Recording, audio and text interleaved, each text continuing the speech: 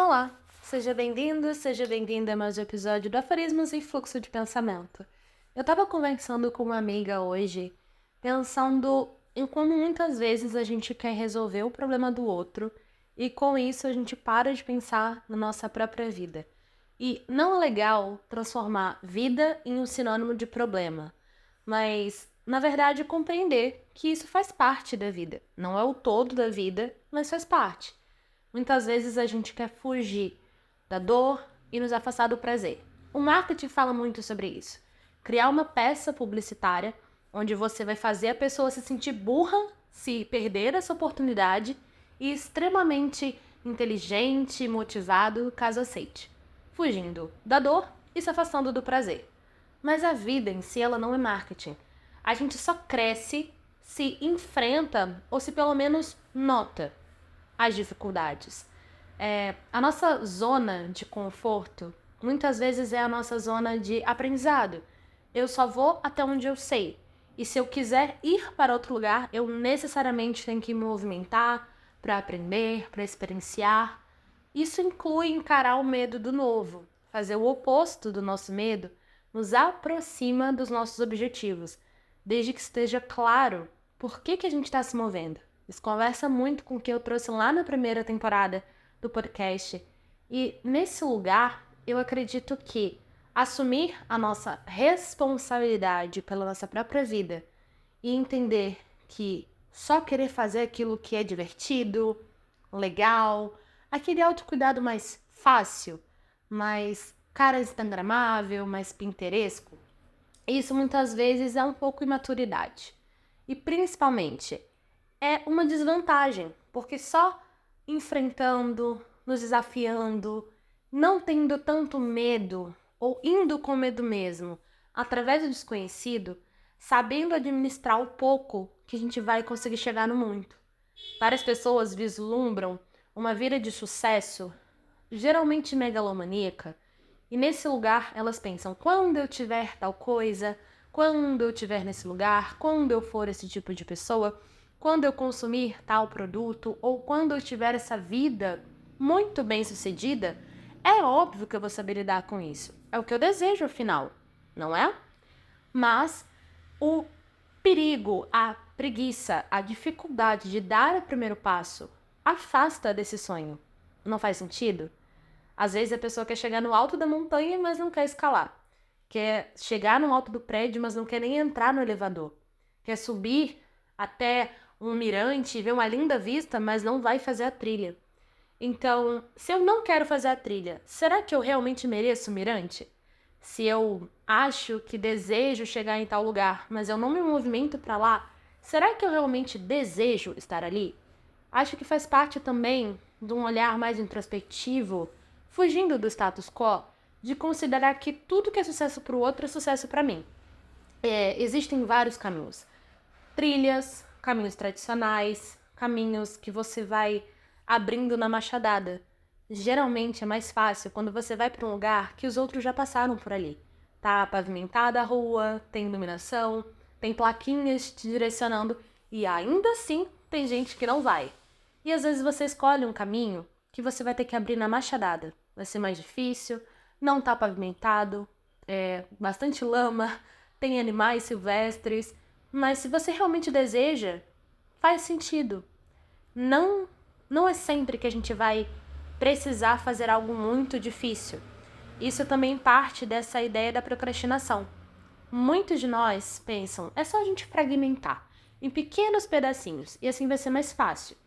Só que se a gente só pensa no final da coisa e que isso está muito longe, será que vale a pena dar o primeiro passo?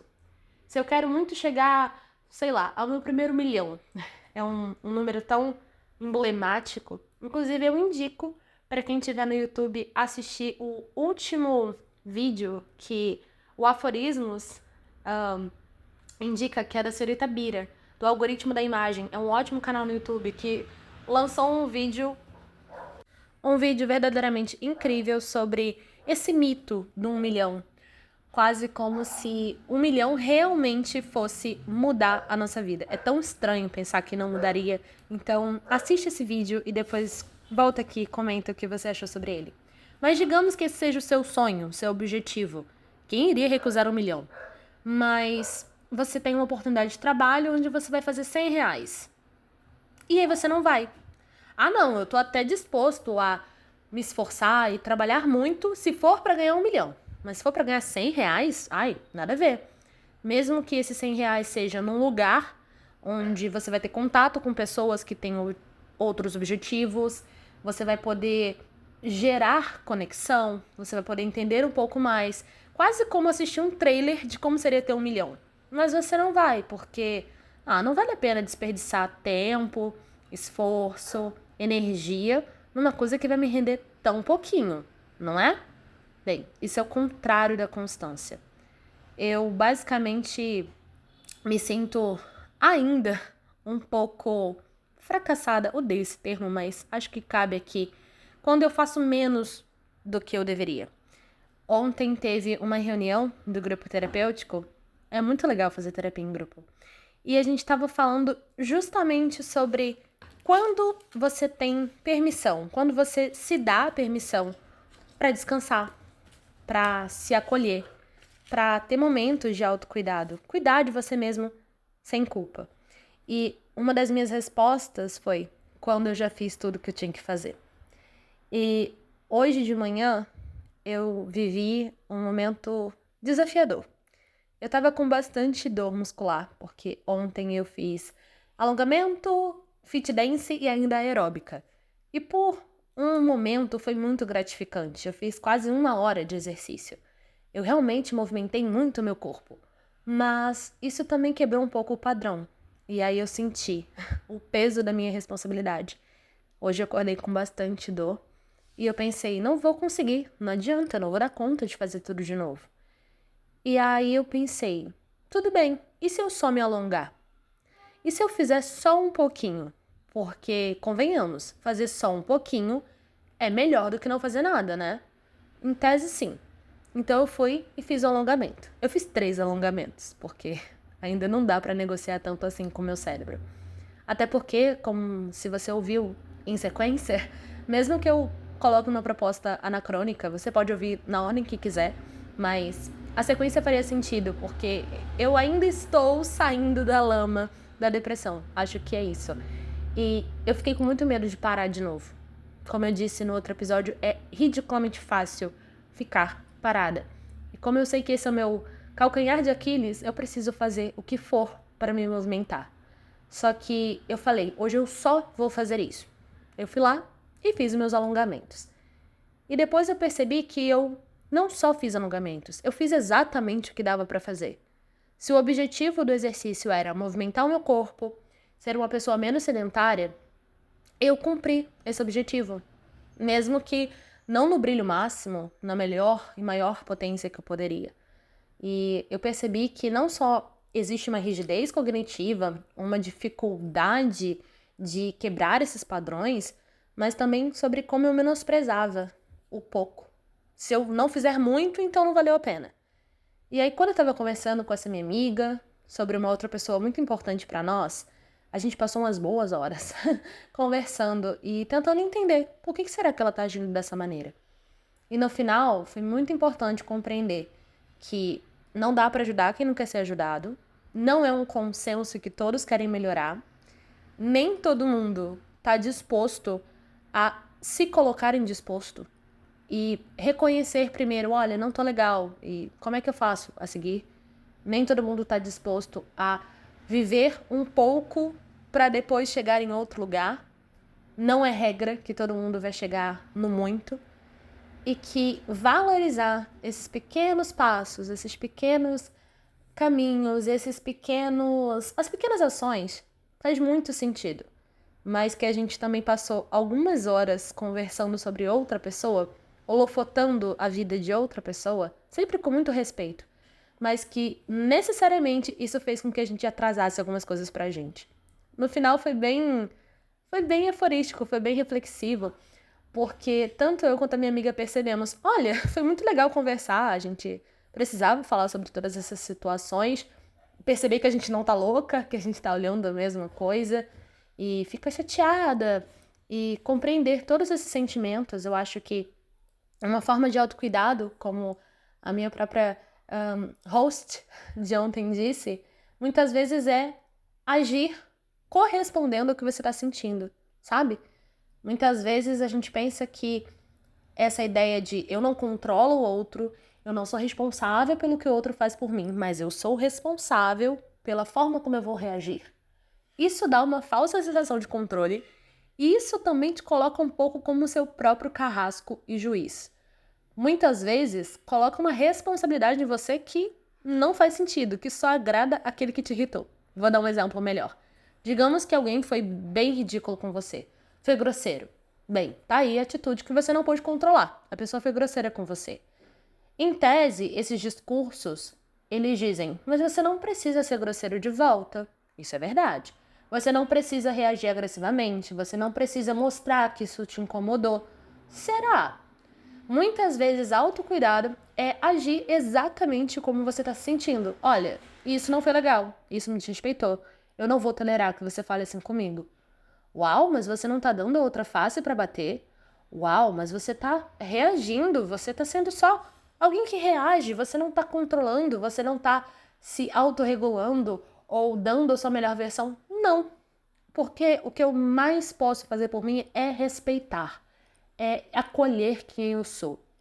E se você fez algo que eu não gostei, até por respeito à nossa relação, pra gente voltar a se dar bem, eu preciso te contar a verdade.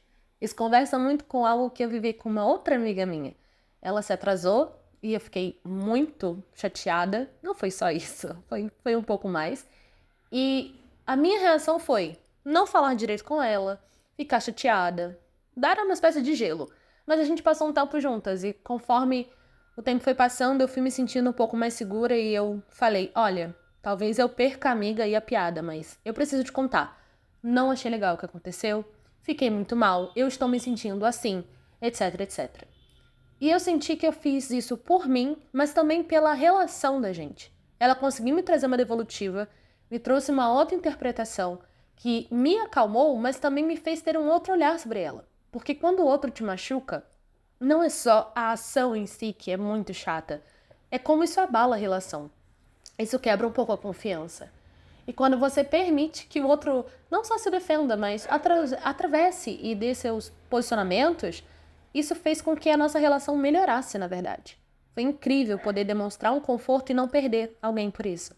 Foi incrível entender os motivos do porquê ela agiu desse jeito e tentar ver se eu podia ajudar ou só acolher. Às vezes tudo que a gente precisa é acolhimento e não necessariamente ajuda.